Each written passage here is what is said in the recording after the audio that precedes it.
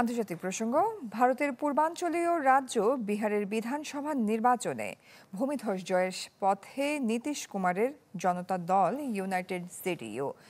রাজ্যটিতে 2 দফা ভোট গ্রহণ শেষে শুরু হয়েছে গণনা। এতে প্রতিদ্বন্দ্বী এমজিবি জোটের সবচেয়ে বড় ব্যবধানে এগিয়ে আছে জেডিইউ বিজেপি জোট।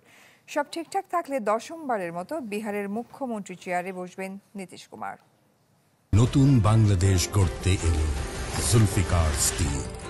জুলফিকার স্টিল, ইস্পাত দৃঢ় অঙ্গীকার। বিহারে ফের মোদি নীতিশ ম্যাজিকে ধরাশায়ী মহাগঠবন্ধন জোট। বিহারের মুখ্যমন্ত্রীর মসনদে ফের বসতে যাচ্ছেন ৭৪ বছরের নীতিশ কুমার।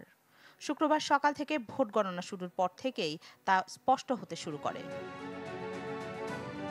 প্রথমে পোস্টাল ব্যালট গণনা হয়। প্রথম থেকেই এগিয়ে যায় এনডিএ জোট।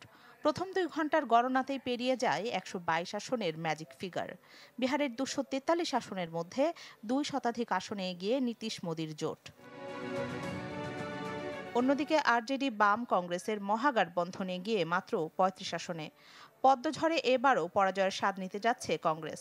বিহারে মহুয়া বিধানসভা আসনে 13,000 ভোটে পিছিয়ে আছেন তেজ প্রতাপ যাদব, আর রঘুপুরে পিছিয়ে আছেন মহাগঠবন্ধন জোটের মুখ্যমন্ত্রী পদপ্রার্থী তেজস্বী যাদবও।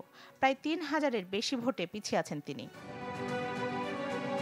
যদিও চূড়ান্ত ফল ঘোষণা এখনো বাকি, তবে এনডিএ জোটের জয়ের উৎসব আগে ভাগেই শুরু করেছেন কর্মী সমর্থকরা।